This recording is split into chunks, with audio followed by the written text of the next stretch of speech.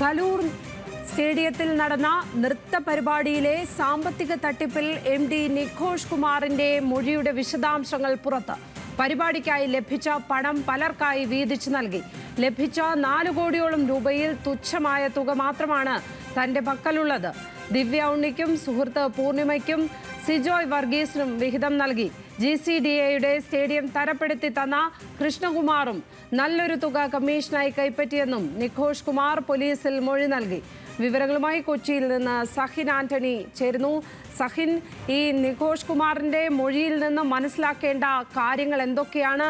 ആർക്കൊക്കെയാണ് വിഹിതം ലഭിച്ചിരിക്കുന്നത്? ഇനി കൂടുതൽ പേർക്കെതിരെ കേസെടുക്കുവാനുള്ള സാധ്യത മുന്നിലുണ്ടോ?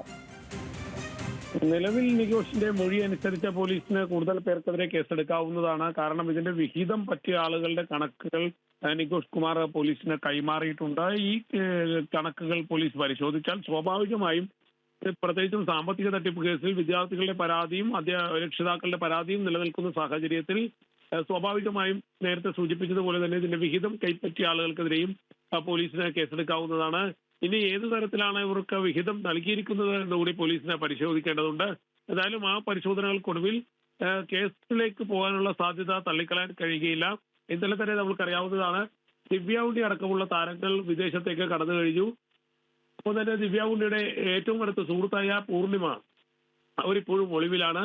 അവര് US പൗരത്വമുള്ള സ്ത്രീ കൂടിയാണ്. അവരെ ഈ സാമ്പത്തിക തട്ടിപ്പ് കേസിലെ 4ാം പ്രതിയാണ് പൂർണിമ.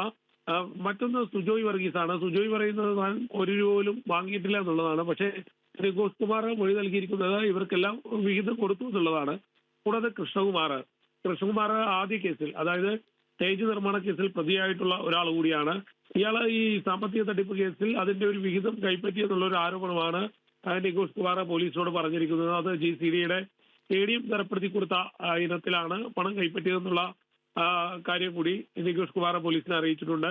എന്നാലും പോലീസ് ഇതെല്ലാം വിശദമായി പരിശോധിക്കും. അതിനുശേഷമായിരിക്കും മറ്റു നടപടികളിലേക്ക് നീങ്ങുക. ലക്ഷ്മി, ദിവ്യ ഉണ്ണി അടക്കമുള്ളവർക്ക് വിഹിതം നൽകിയെന്നാണ് നിഘോഷ് കുമാറിന്റെ മൊഴിയുള്ളത്. ഈ മൊഴിയുടെ അടിസ്ഥാനത്തിൽ പോലീസ് എന്ത് നടപടിയാകും സ്വീകരിക്കുക എന്നുള്ളതാണ് കാത്തിരുന്ന് കാണേണ്ടത്. കൊച്ചിയിൽ നിന്ന് സഹിൻ ആന്റണിയാണ് വിവരങ്ങൾ പങ്കുവച്ചത്.